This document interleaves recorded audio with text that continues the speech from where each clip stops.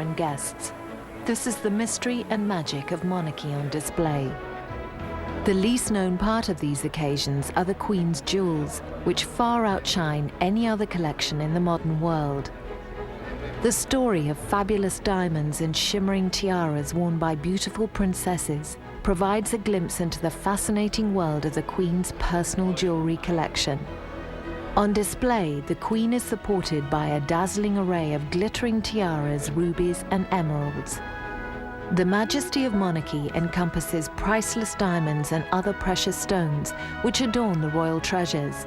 For centuries, kings and queens have worn these symbols in pursuit of their royal birthright and heritage.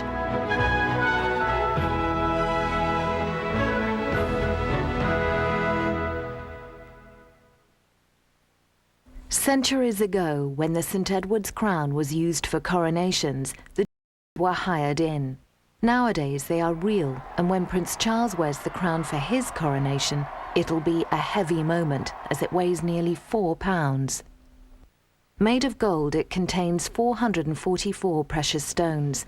And when Prince Charles's grandfather was crowned in 1937, the Archbishop of Canterbury had to have a very steady hand to place it over the king's head. To make it easier to wear, the crown is cushioned on a band of velvet, a royal custom introduced by King Henry IV 500 years ago. Following his coronation, the king's family assembled wearing an array of many crowns. These are symbols of monarchy. They are to be worn and to be seen that they are symbols of monarchy. In 1937, Queen Elizabeth wore her crown, which contained the legendary Koh-i-Noor diamond. In 1902, the wife of King Edward VII, Queen Alexandra, had a crown which contained the Koh-i-Noor diamond. The Queen Consort's crown today is set with diamonds which belong to Queen Victoria, but it's the legend of the Koh-i-Noor diamond which makes it so outstanding. At the coronation in 1902, the crown contained the Koh-i-Noor and 3,688 diamonds. If Charles and Diana had stayed together, Diana would have worn the Queen Consort's crown at her husband's coronation.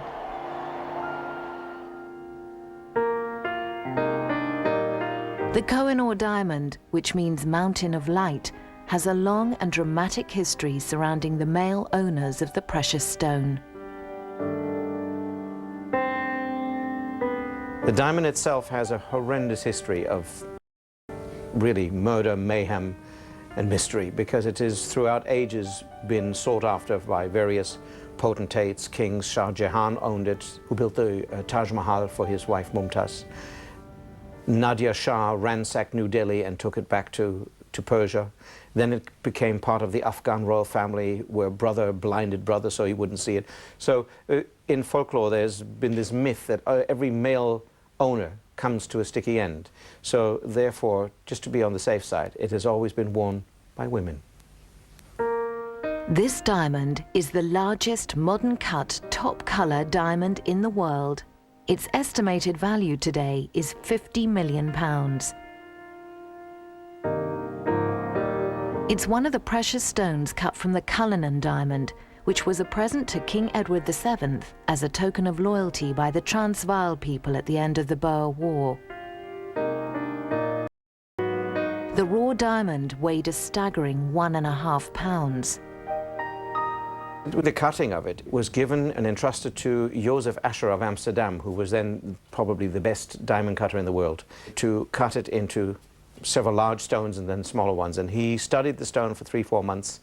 And before he decided to cut it, of course, he invited the Dutch royal family, the English royal family, and various others. And then he struck the first blow. And of course, if he misjudged, it would have just shattered like a car windscreen. But as it didn't, it fell perfectly in 2 pieces. And apparently he fainted after that.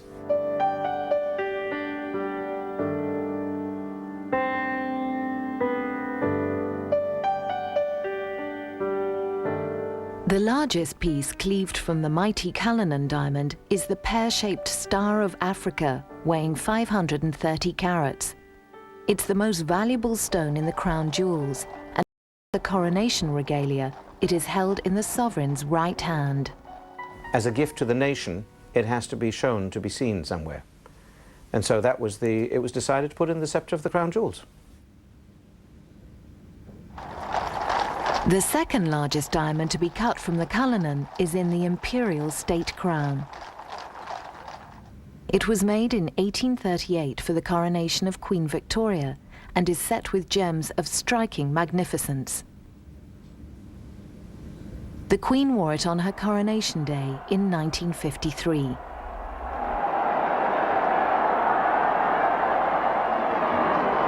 The Imperial State Crown contains the Black Prince ruby brought back to England in 1367 and later added to the crown jewels by King Henry VIII. Beneath it is the huge second star of Africa with emeralds and sapphires. For her coronation, the Queen bears the mighty weight of the Imperial State Crown. Despite being altered to reduce the height, the crown still contains 2,800 diamonds. Every year, the Queen wears it for the state opening of Parliament. My Lord, pray be seated. It's been traditionally used throughout the centuries. The monarch has always opened Parliament. Since Victoria, the same crown, in essence, has been used. From her throne in the House of Lords, the Queen outlines her government's legislation. The third and fourth diamond to be cut from the Cullinan has traditionally been part of the Queen Consort's crown. Known as the Lesser Stars of Africa, the gems can be removed from the crown and worn separately. They were brought by King Edward VII, and to this day they are the personal property. In 1911, the Queen's grandmother, Queen Mary, wore them on her dress as a brooch. Their estimated value today is £12 million. In 1937, Queen Mary wore them pinned to the front of her dress at the coronation of her son, King George VI. Beside her were her grandchildren, Princess Elizabeth and Princess Margaret. The Queen often wears the Lesser Stars of Africa as a brooch, together with another stone cut from the Cullinan diamond, which she wears as a ring. One of the Queen's favourite jewels is the heart-shaped diamond brooch cut from the Cullinan.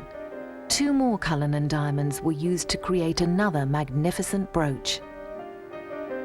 They were taken out of the crown jewels, and they are in royal possession because they always were personal pieces.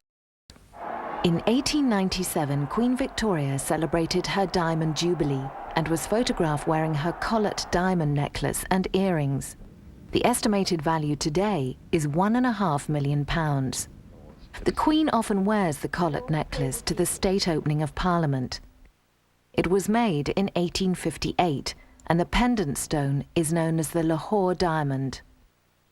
The diamond drops that are on the earrings and the drop on the bottom of the collet necklace did actually come from the Timor ruby necklace. It was given to Queen Victoria in 1851 by the East India Company. They now form part of the crown jewels. This program is brought to you in part by the Acura RL with super handling all-wheel drive.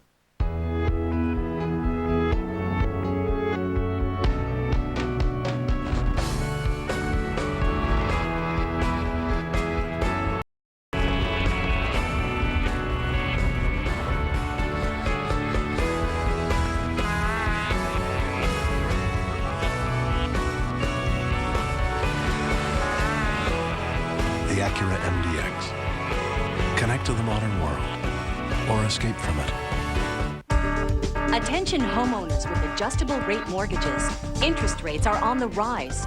So now is a great time to refinance to a flat fee home loan with a low fixed rate from ditech.com. The total lender fee is just $395 with no points, saving thousands of dollars in closing costs. With the Ditech home loan, there are no broker commissions. Don't wait for your mortgage payment to go up again. Log on to ditech.com or call 1-800-71-FIXED.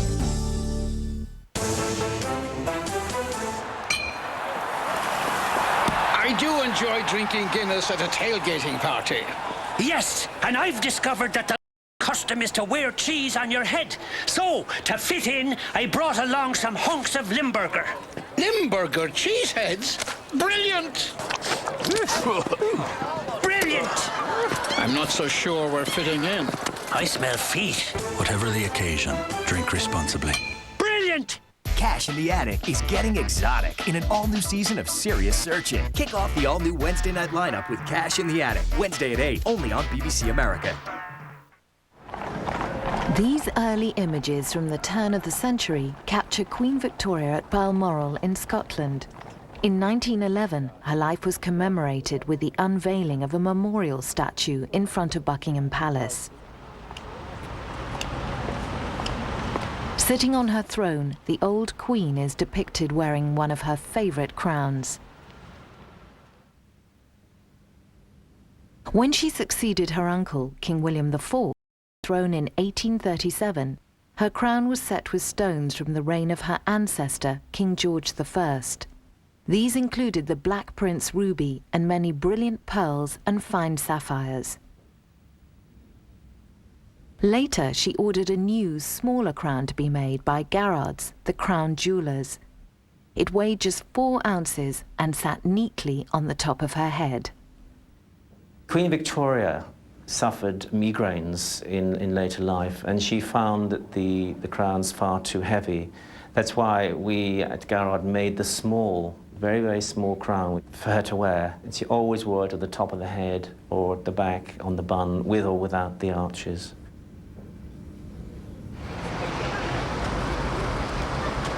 Her beautiful little diamond crown, made in 1870, became the trademark for her reign, made stronger by her marriage to Prince Albert of Saxe-Coburg-Gotha.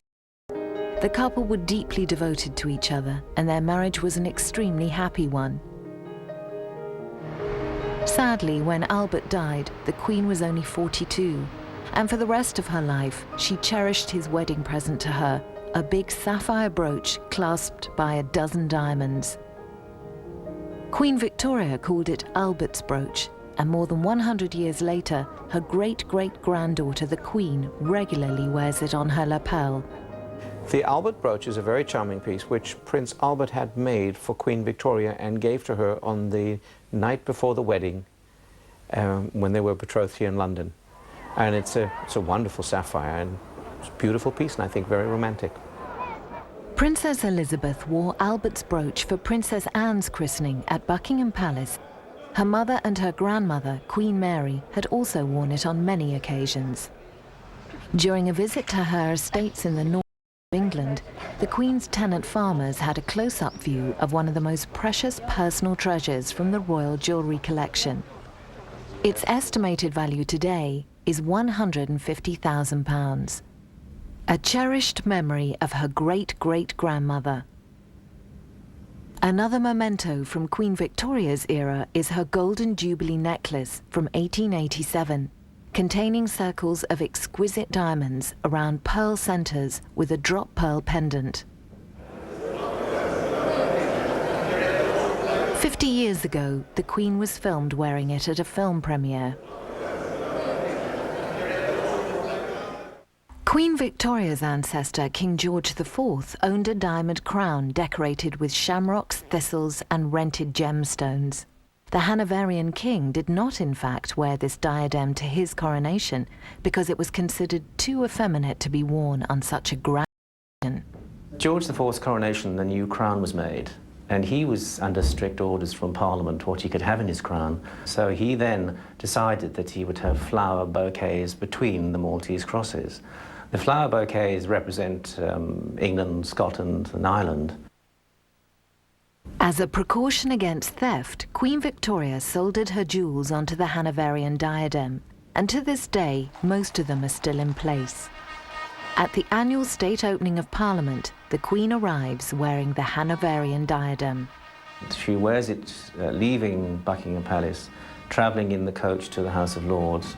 She then walks up the grand staircase into the robing room where that crown, the diadem, is removed, and she then puts on the more important Imperial State Crown.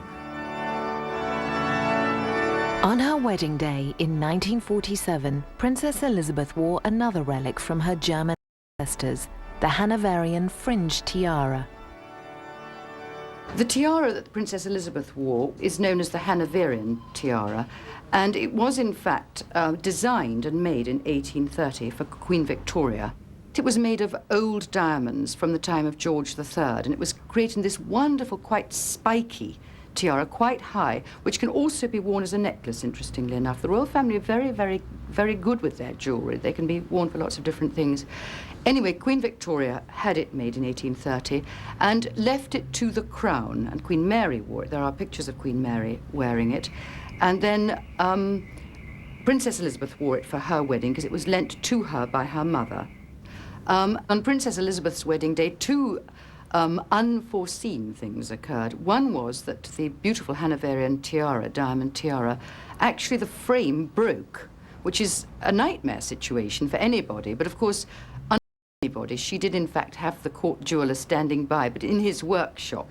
And he had to be sent for double swift to come and mend the thing. And I think she was very, very nervous and had to be reassured by her mother.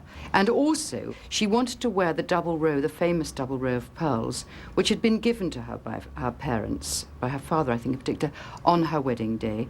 And they were on display with the rest of the royal presence, which was extremely awkward. So in a London which was paralysed with traffic problems, her newly appointed private secretary, John Colville, was dispatched across London to get this priceless pearls and somehow get them back to Buckingham Palace. But he couldn't get back. Once he'd actually persuaded them to give him the pearls, I imagine sharp words were spoken, he had to commandeer one of the royal limousines belonging to King Haakon of Norway to somehow get through and give them to the bride-to-be.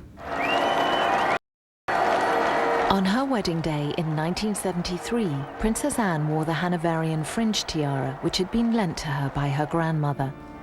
It had adorned many royal heads since it was originally set in diamonds more than 150 years ago.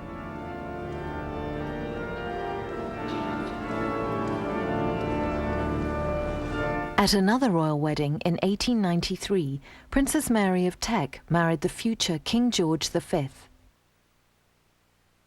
Later, as Queen Mary, this woman would have a devastating effect on the history of the royal jewels. This tiara, a gift from the girls of Great Britain, was one of her favourite wedding presents. Bought for £5,000, its estimated value today is £500,000. Light on the head, it's easy to wear. Inherited from her grandmother, the Queen uses it constantly on official occasions.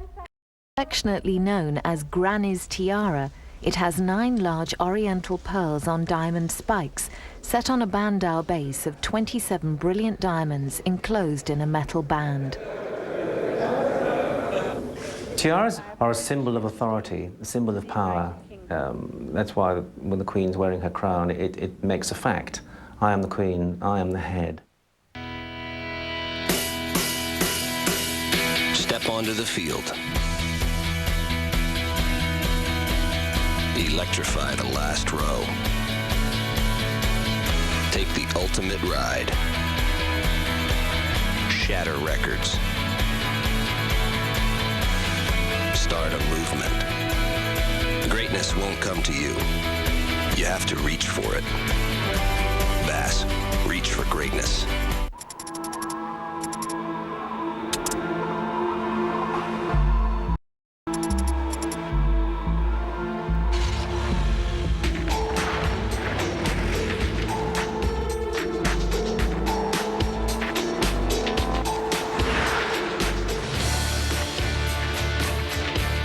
Celebrate the power and control of the Audi A6 at the 25 Years of Quattro event. Take a test drive today.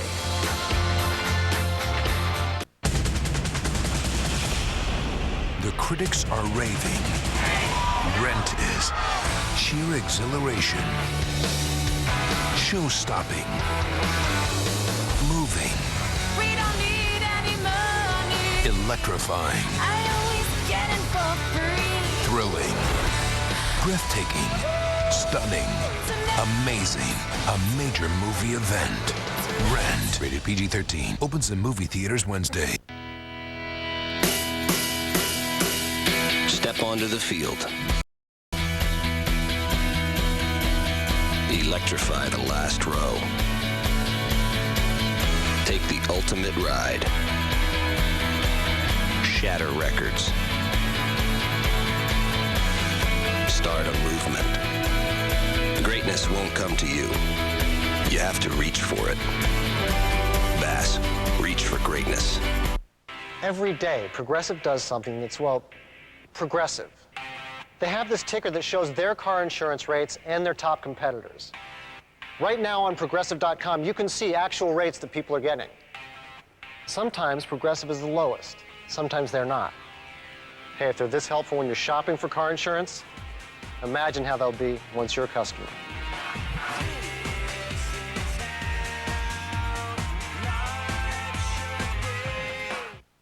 Homeowners, the Fed just raised interest rates again. So credit card rates are going up too. But guess what?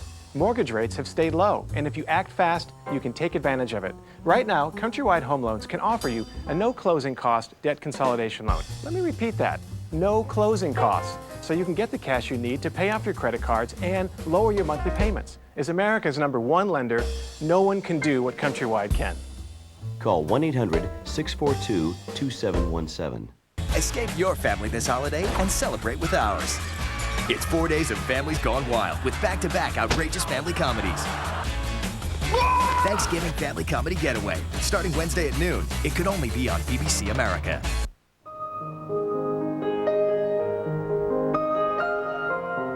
Queen Mary's obsession with the family jewels reflect in the images of the monarchy in recent times. Early in her marriage, Princess Diana transformed some royal emeralds into an eye-catching headband.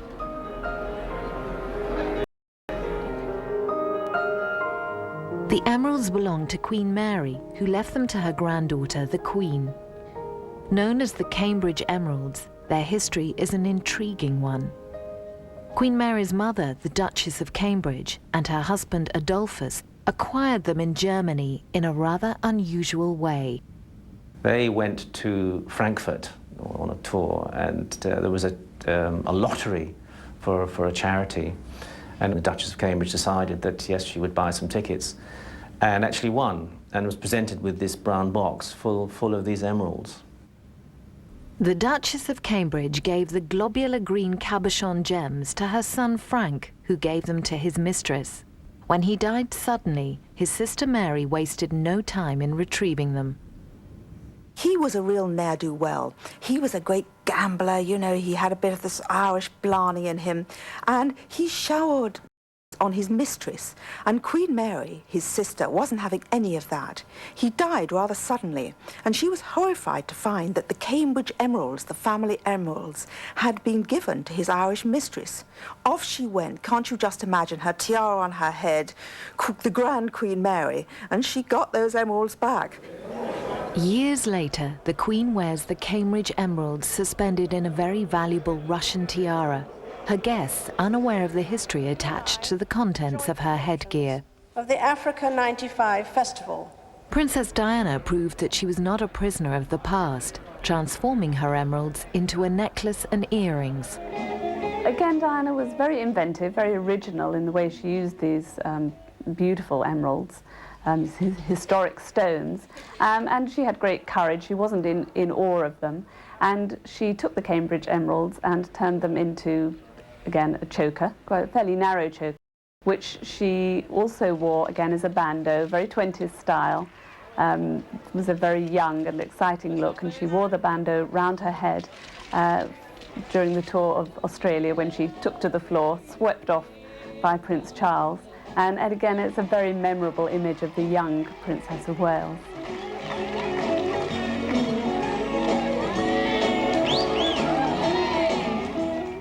In 1911, King George and Queen Mary were crowned Emperor and Empress of India. For the occasion, a crown was specially made for the king.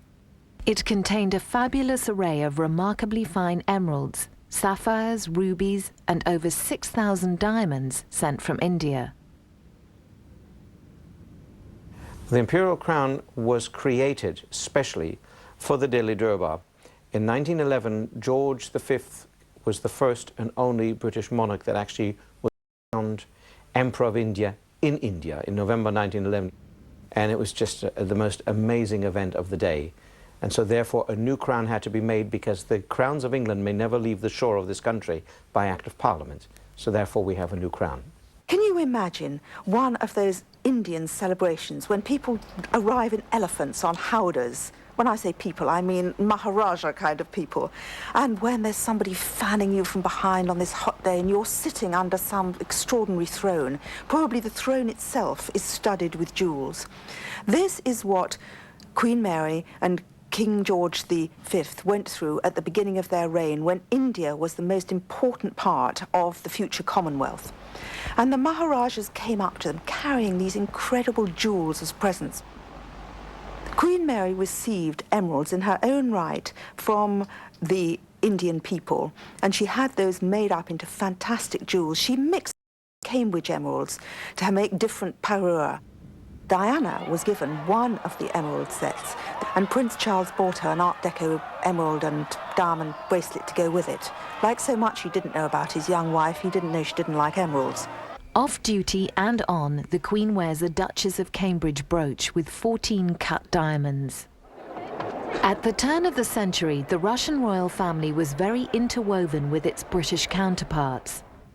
Tsar Nicholas II was married to Queen Victoria's granddaughter Alex, and the young Tsar Nicholas and King George were cousins. But the storm clouds of revolution were blowing, and with the murder of the Tsar and his family by the Bolsheviks in 1918, the royal relatives escaped to all corners of Europe. Grand Duchess Vladimir fled to Switzerland, carrying her jewels. Members of the Russian royal family who were down on their luck and had nothing but their jewels to themselves sort of sold them privately. They weren't very practical people. The Grand Duchess Olga, she was a woman who'd never had to deal with money. And of course it seems like a godsend when Queen Mary comes along saying, let me sort it out for you. I know this jeweller, and of course I'd love to have them. And she took the pick of the Russian jewels. Whether she ever paid for them in full at the proper price is very doubtful, although I think a lot was given in kind to these exiled Russian relatives. Among the jewels acquired by Queen Mary was Grand Duchess Vladimir's tiara. The Queen inherited it in 1951 and has worn it on many state occasions. Comprising of 15 interlaced diamond circles with an interchangeable swinging pearl in each, it's estimated to be worth £2 million at today's prices.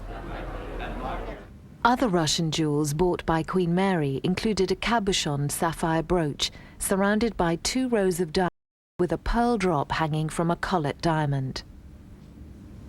In 1929, Queen Mary purchased a diamond chain-linked choker necklace belonging to the Dowager Empress Marie of Russia. The downfall of the Russian royal family helped to fuel Queen Mary's obsession with jewels. Her passion for jewellery was unsurpassed, and she expressed herself through her mania for collecting. When she died in 1953, she handed down her jewels to her children and grandchildren. Her 4th son, George, the Duke of Kent, married Princess Marina, the granddaughter of Grand Duchess Vladimir. The Duke's family inherited a variety of valuable Russian jewels, including a spiky Russian tiara that Princess Michael of Kent inherited from her mother-in-law.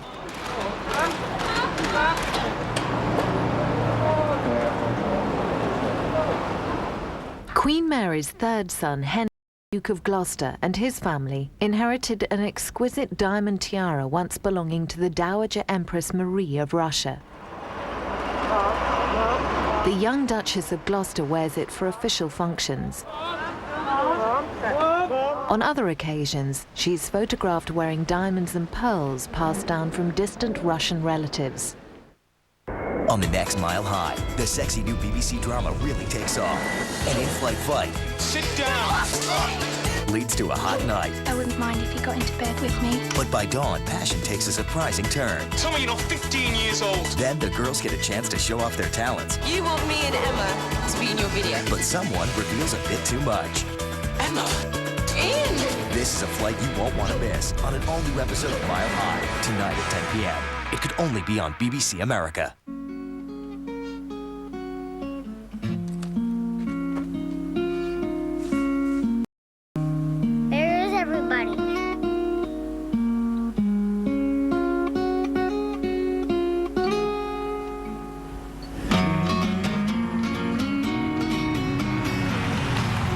Nothing's more fun than 340 horses. The Cayenne S.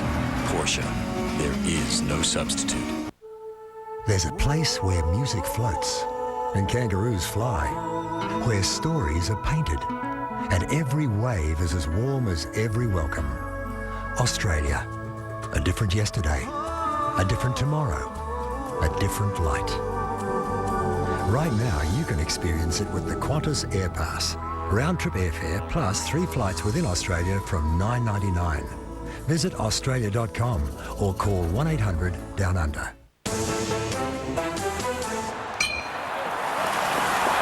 I do enjoy drinking Guinness at a party. Yes, and I've discovered that the local custom is to wear cheese on your head. So, to fit in, I brought along some hunks of Limburger. Limburger cheeseheads? Brilliant! Brilliant! I'm not so sure we're fitting in. I smell feet. Whatever the occasion, drink responsibly. Brilliant! People love their hover-round power chairs. You made me love you. I didn't want to do it. I didn't want to do it. Hi, I'm Tom Cruise, inventor of the Hover-Round. I can't sing, but I can guarantee you'll love what you can do in your Hover-Round. I love getting out of my house again, and boy, is it easy. I love Hover-Round because it did not cost me 1 penny. I'm amazed at the people who say they love us just because we got them their Hover-Round at little or no cost. It's time you fell in love with a Hover-Round and learned how to be independent again. Call today. This free information kit, which includes a free video and a free test drive certificate. You'll also get this special comparison guide that tells you how to choose the power chair that's right for you. You made me love you. Call 1-800-426-3737 today. That's 1-800-426-3737. The Russian Kokoshnik fringe tiara comprises of 61 platinum bars encrusted with 488 diamonds made in the shape of a peasant headdress. This was a present to Princess Alexandra from the Ladies of Society on her silver wedding anniversary in 1888.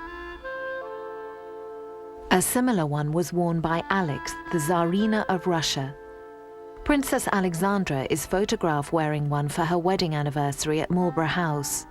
To accompany it, she wore 2 exquisite floret earrings with large center diamonds surrounded by slightly smaller ones. Queen Mary inherited the Kokoshnik tiara from her mother-in-law and passed it on to the Queen, who wears it on formal occasions when she entertains other heads of state. We do not always see eye to eye. In 1995, the Queen's state visit to Russia posed the very delicate problem of what jewels she should wear, if any. How awkward that she was scheduled to visit the tombs of her royal cousins, the Tsars, for the first time, when thanks to her grandmother, Queen Mary, she had the pick of their best jewels at home in a vault. Her Russian trip included Moscow and a visit to a gala performance at the Bolshoi Ballet. During the stopover, it was a deliberate choice to wear the sapphire and diamond parure that she had received as a wedding present from her father, rather than choosing any of her inherited Russian jewels. The Queen didn't really want to offend anybody by wearing something that could have upset them. So the jewel collection was looked at very, very carefully. It's the same wherever she goes. And if she goes off to Canada, Australia, it's always nice to, on that occasion, to wear something that has been given from that country. But as the jewels had come from Russia under sort of slightly, perhaps, mysterious circumstances, the Queen didn't want to upset anybody, so she kept away completely from all the Russian jewels, and in fact wore the sapphire and diamonds at the Bolshoi Ballet.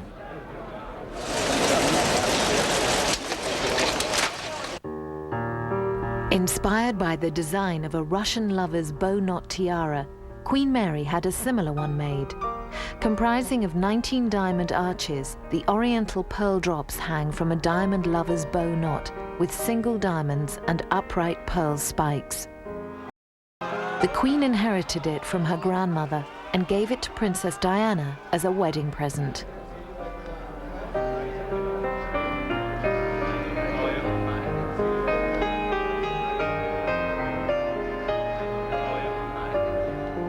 In the 19th century, a lover's bow knot tiara was a popular design.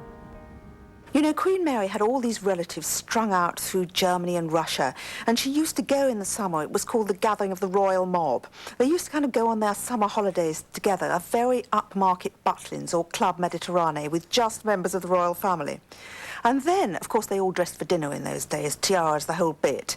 And Queen Mary then would have seen jewels that she loved.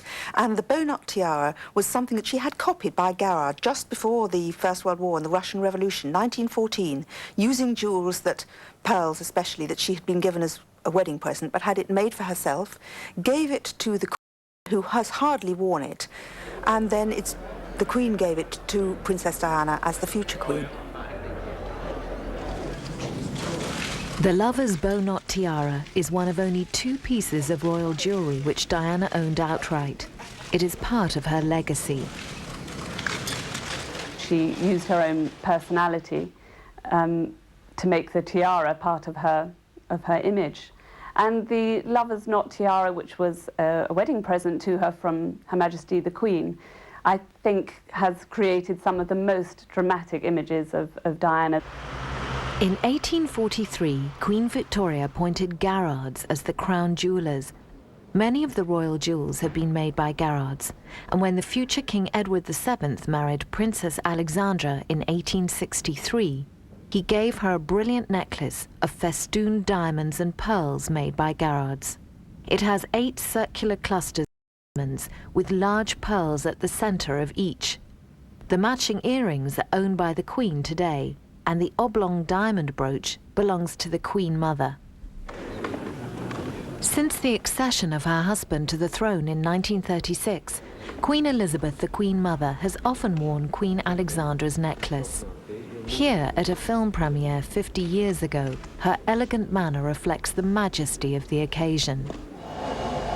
The Queen personally pays Garrards to look after her personal collection of jewels. In their workshop, high-quality gems are delicately crafted into stunning jewellery worth thousands of pounds. Prince Charles paid Garrards £28,000 for Princess Diana's sapphire and diamond engagement ring, which has been inherited by her son, Prince William. In 1936, the future of the British monarchy was when the Queen's uncle, King Edward VIII, abdicated to marry the twice-divorced Mrs. Wallis Simpson. This constitutional crisis also led to royal jewels being taken over by an outsider.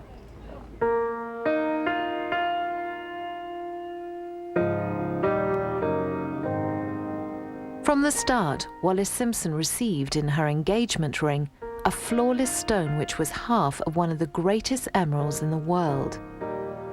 King Edward had ordered the jeweller Cartier to make the ring, and as a regular customer was quoted a special price, £10,000, the equivalent of $500,000 today. Throughout his marriage, he celebrated their relationship by giving his wife numerous jewels to create a priceless collection. Most of the jewels she had were either bought for her by the besotted future Duke of Windsor, or otherwise they were made up from jewels that he had been given in India. Raw stones, but they weren't actually jewels that, say, Queen Victoria had worn.